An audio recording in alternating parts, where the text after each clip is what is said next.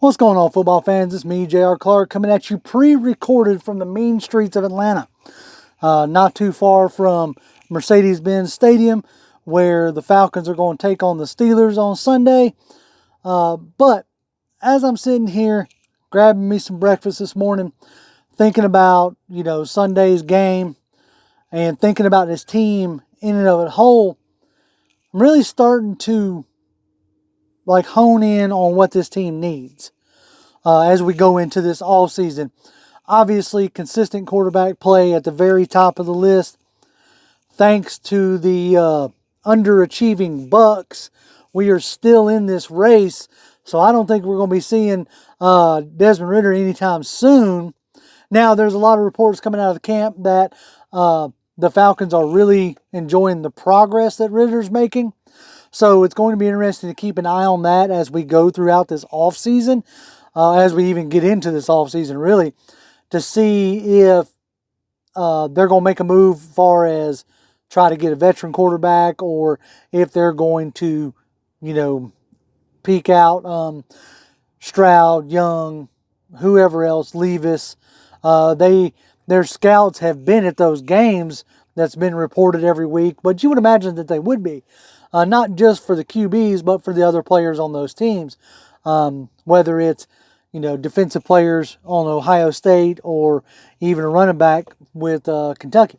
So, I'm really trying to hone in on what this team's going to need going into this offseason. And at the top of the list, obviously quarterback. But I'm really thinking we need to add to the defensive line. As Sunday's game showed you, when Arnold Ebiketie went out, there went the pressure, right?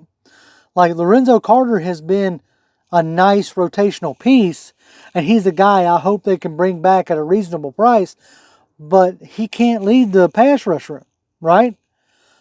He's not bringing consistent enough pressure. And then with Taquan Graham out, you're back to just having Grady Jarrett on the line. That's problematic to me. You need to have more than just Grady Jarrett. Now, if you go on my Twitter, I've kind of started, dabbling my toes in the evaluations this year. Don't know exactly how deep I'm going to go, but we're going to see. But the first guy I took a look at, it was a Sakai Akai, I believe is his name. Defensive tackle out of Baylor, 6'4", 350, big dude.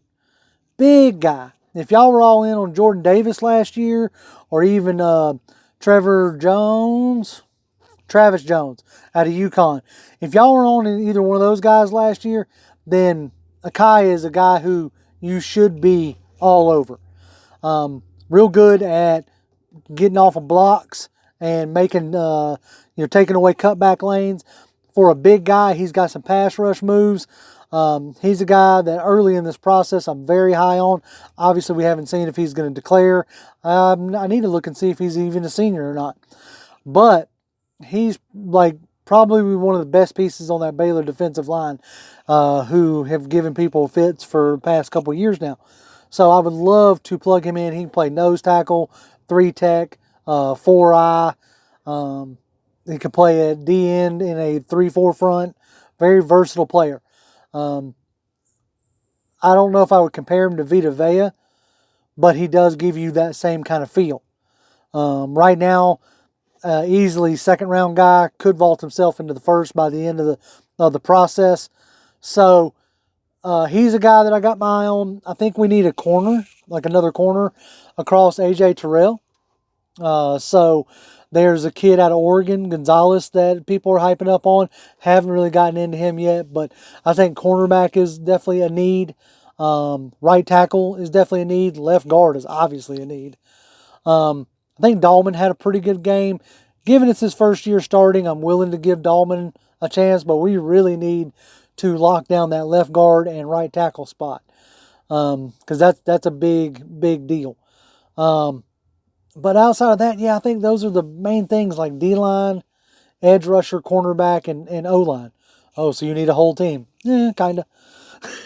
But that's where we're at right now, But anyway, that's just what I was just sitting here thinking about this morning, and figured I'd come at y'all with that thought process, because we're wrapping it up. We're getting into the, last quarter of the season. I think we got about 5 games left. And, maybe we fall out of contention soon to where we can see Ritter and see if we got something at QB or not. Who knows? But anyway, as always, y'all can follow me on Twitter. I'm at Grimm1128, GRIMM1128. You can follow Toby D at TobyD1991. We'll be back on Tuesday with another live. Peace.